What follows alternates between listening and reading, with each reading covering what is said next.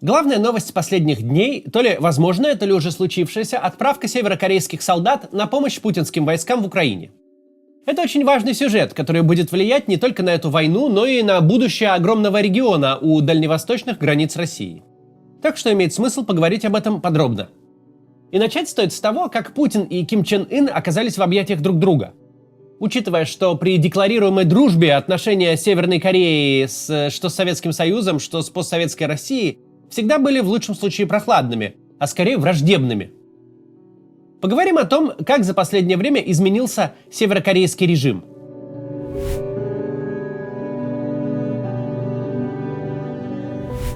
Северокорейский режим, пожалуй, что самое уникальное государственное образование на планете сегодня. С одной стороны, внешне все выглядит как эталонный до карикатурности тоталитаризм. Словно кто-то написал антиутопию, где Сталин живет вечно, и на отдельно взятом фрагменте Корейского полуострова ее воплотили в жизнь. В общеизвестном восприятии это даже не настоящая страна, а такая червоточина во времени и пространстве, где оживают анекдоты об СССР и развесистая клюква о советской России из голливудских фильмов. А главное для нашего разговора, что с точки зрения общественного восприятия в Северной Корее как бы все застыло. И в этой картинке есть своя большая правда. Северокорейский режим во многом действительно карикатурное зло. Такой концлагерь в форме суверенного государства. Но, как любое политическое образование, режим Чучхе переживает внутренние трансформации. Они плохо различимы снаружи, но вообще-то северокорейская жизнь может за пару лет перевернуться с ног на голову. Как правило, внешнему миру эти перемены мало интересны. Но сейчас Северная Корея стала важным источником боеприпасов для российской армии. Многие эксперты считают, что также она может поставлять в Россию и личный состав. И в таких обстоятельствах внутренние подробности корейской жизни становятся важными.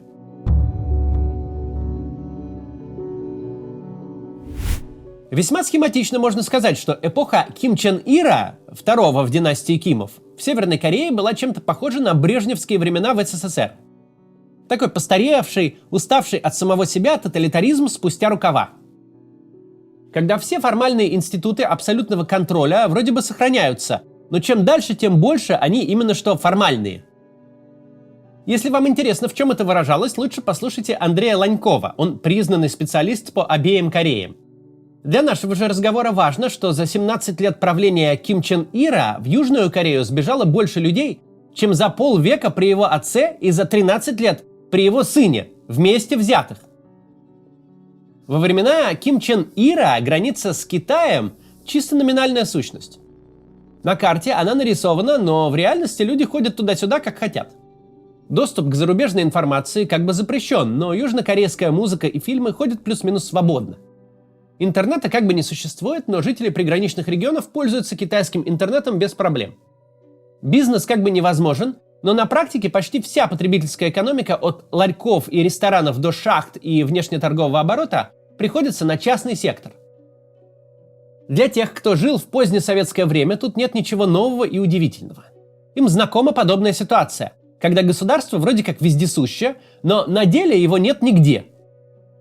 Это вряд ли случилось потому, что Ким Чен Ир был какой-то продвинутый либерал, скорее в силу исторических обстоятельств. На период его правления пришелся самый страшный голод. Речь шла не о том, чтобы сильную руку показывать, а о том, чтобы население не вымерло поголовно.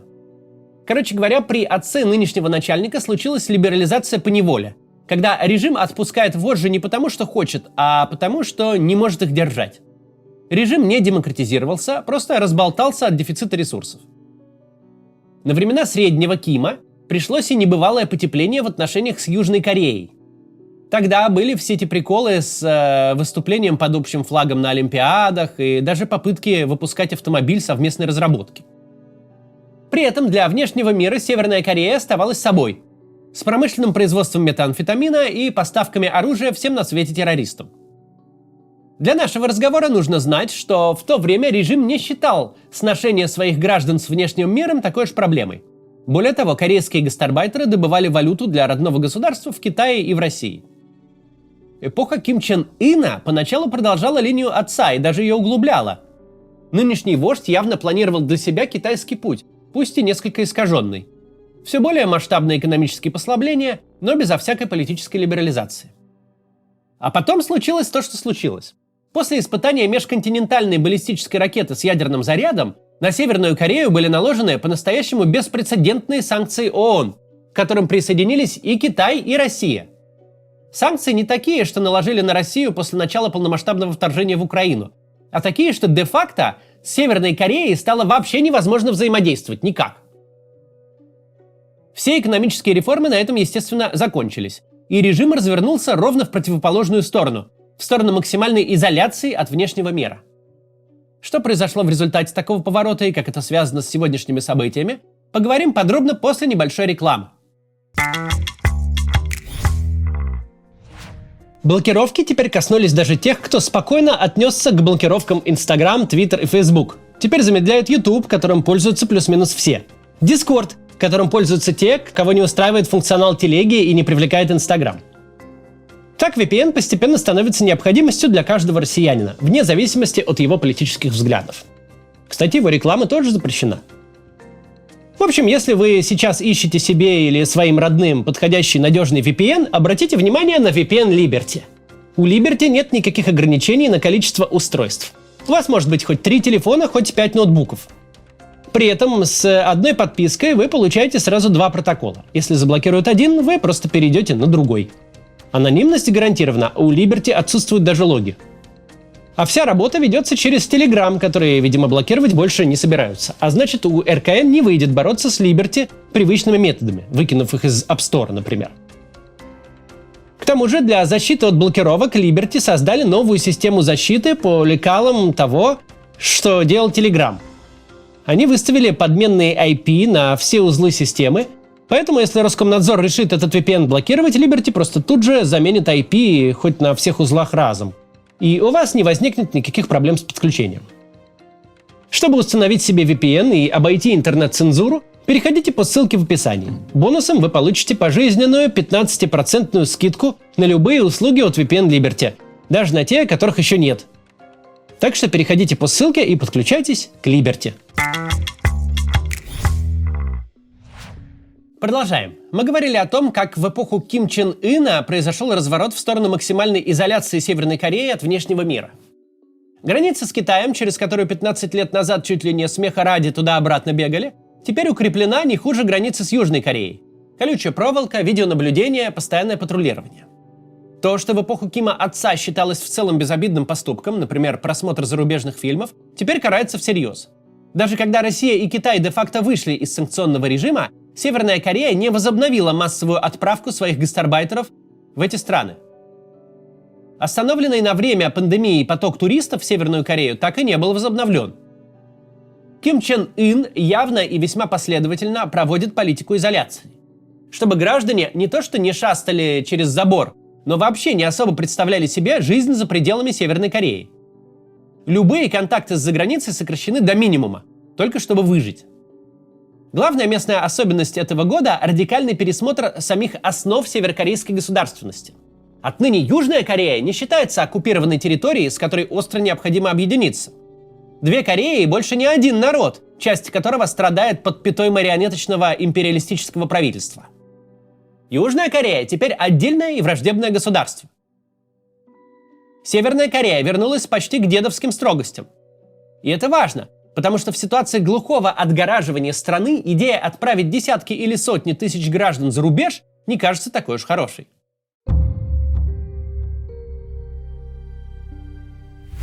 Когда появились первые слухи об отправке северокорейцев, речь шла о 200 тысячах человек. 200 тысяч человек – это почти 1% населения Северной Кореи, каждый сотый. И этот 1% отправится на бескрайние российские просторы, где нет проблем затеряться. В страну, у которой 20 тысяч километров довольно прозрачной границы с кем хочешь. Хоть с ЕС, хоть с Китаем, хоть с постсоветскими республиками. Северокорейцы увидят российские и украинские города и села. Нам они могут казаться серыми и непрезентабельными, но представьте, какими глазами на это будут смотреть люди, для которых рис – это праздничная еда, а основу рациона составляют кукуруза и ячмень. Люди, которые мясо видели только на картинках, которые живут в перманентной гуманитарной катастрофе и феноменальной нищете. Для северокорейцев любой наш или украинский поселок городского типа – это как для нас Нью-Йорк. За большой солдатской массой тоталитарный надзор не обеспечишь. Естественным образом они получат доступ ко всем благам цивилизации и к любой информации. Естественно, у них быстро появятся мобильники с доступом в интернет. И кто знает, что они там в интернете этом обнаружат. И языковой барьер им не помешает. В интернете есть много всего интересного на корейском языке, который един для обеих Корей. Естественно, массовый трафик людей через границу – это массовый трафик контрабанды. С таким масштабом перемещения людей контролировать контрабанду будет невозможно. Причем ввоз всякой техники и электроники – это полбеды. А вот вредные идеи – совсем другой разговор. 1% населения так или иначе вернется домой, зная, что их страна – мировое посмешище и заповедник тоталитаризма. Что на самом деле мир совсем не такой, как внушала пропаганда. Вернутся люди, прошедшие настоящую войну, привыкшие к насилию. Все это вместе звучит как нечто очень опасное для устойчивости режима. 70 лет официальный выезд за границу Северной Кореи был привилегией для избранных. Избранных этих было мало, никто с ними не пересекался. А тут в каждой деревне появится человек, который побывал в Европе, пусть и на войне, и видел, что самое депрессивное село на Донбассе, даже пострадавшее от войны, выглядит лучше, чем передовой колхоз дома. Идея отпустить много народу погулять напрочь противоречит изоляционистской политике. Активные контакты с заграницей, даже в формате отправки солдат, неизбежно порождают ослабление контроля за всем, что северокорейский режим хочет контролировать. За идеологией, личными связями, за трафиком предметов и передвижением людей. Но это только половина проблемы. Существует вторая половина. 200 тысяч человек – это просто очень дофига народу. Да, номинально Северная Корея имеет очень большую армию. Без малого 1,5 миллиона человек, размером с российскую. Служат и мужчины, и женщины, а срок службы для мужчин 8 лет.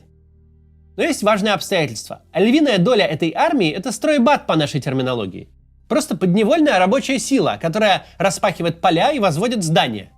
Боевых и боеспособных корейских частей в разы и меньше. Как бы сильно Ким не хотел денег, совершенно очевидно, что в первую и в главную очередь его интересуют собственные проблемы. Вся жизнь Северной Кореи – это холодная война, которая в любой момент может стать горячей.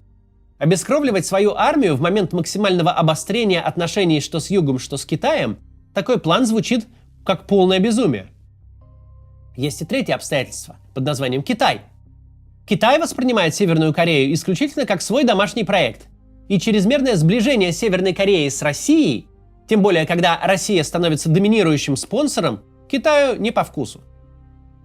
Китай настолько большой и мощный игрок, что может успешно давить на обе стороны. Крайне маловероятно, что Китай не найдет способа пресечь чрезмерное сближение Северной Кореи и России. Исходя из всего, о чем мы говорили, ситуация выглядит таким образом. Северная Корея действительно поставляет Путину какое-то количество своих солдат. Судя по всему, это далеко не 200 тысяч, которые фигурировали в утечках, а плюс-минус 1010, сейчас говорят про 12. Говорят надежные источники. 12 тысяч человек – это одна дивизия. Такое количество солдат без особых проблем могут себе позволить обе стороны. Ким может продать, а Путин может купить. 12 тысяч человек – много ли это? По меркам этой войны очень мало. Когда с каждой стороны фронта стоят армии общей численностью около 1 миллиона человек, когда каждая сторона вербует по 20-30 тысяч новых солдат ежемесячно, 12 тысяч в этой массе растворятся без видимого эффекта. Так зачем же тогда столько пафоса и пиара вокруг пополнения фронта на одну дивизию? Тут возможно несколько объяснений. Во-первых, может оказаться, что все наши рассуждения не имеют никакого смысла, и корейский диктатор действительно решил, что выгоды от прямого участия в войне перевешивают потенциальные риски. Такого рода режимы далеко не всегда подчиняются рациональности, которую можно обнаружить извне. А еще может быть, что пиар и пафос – это и есть самоцель. Союз двух диктатур, их совместная война гарантированно напугают всех, в первую очередь западных союзников Украины и, конечно, Южную Корею. Неважно, сколько корейских военных на самом деле тренируются на российских полигонах. Важен сам факт, что тренируются. Судя по валу публикаций в западных СМИ, это производит впечатление и достигает главной цели – ужаснуть свободный мир. А может, перед нами очередная хитрая игра на амбициях больших соседей? Режим Северной Кореи во многом за счет таких игр и существует. Пообещать 200 тысяч, с максимальной помпой отправить 12, а тем временем получать взамен невозвратные кредиты, поставки продовольствия, технологий и оборудования. Вполне узнаваемый дипломатический стиль династии Кимов. Как бы то ни было, какое-то количество северокорейских военных прибыло в Россию и будет участвовать в боевых действиях. Ким Чен Ын уже решил для Путина вопрос с дефицитом артиллерийских боеприпасов, а теперь, пусть в небольшой степени, помогает решить проблему с дефицитом личного состава. Ничего хорошего в этом союзе двух диктаторов ни для этой войны, ни для судеб человечества в целом нет. 12 тысяч человек — это всего-то дивизия. Но с другой стороны, это целая дивизия, которую политически бесплатно можно отправить в самое пекло и там угробить. Не так страшно, что Ким за своих солдат получит деньги и станет меньше зависеть от Китая, который здесь выступает плюс-минус рациональным игроком. Гораздо хуже, что северокорейский диктатор получит технологии, которые сделают его заметно более опасным для всего региона. Сегодня мы имеем дело с тем, что в войну вовлекается новое государство. Это будет иметь последствия не только для хода войны в Украине, но и для судеб очень неспокойного региона. Можно найти сотню хороших объяснений, почему нет причин для паники и почему в принципе не стоит обращать внимание всего-то на одну дивизию, отправленную Путину Кимом. Но именно так, незаметно, расползаясь по планете, и начинаются мировые войны. Просто в какой-то момент становится понятно, что в войне уже участвуют все. До завтра.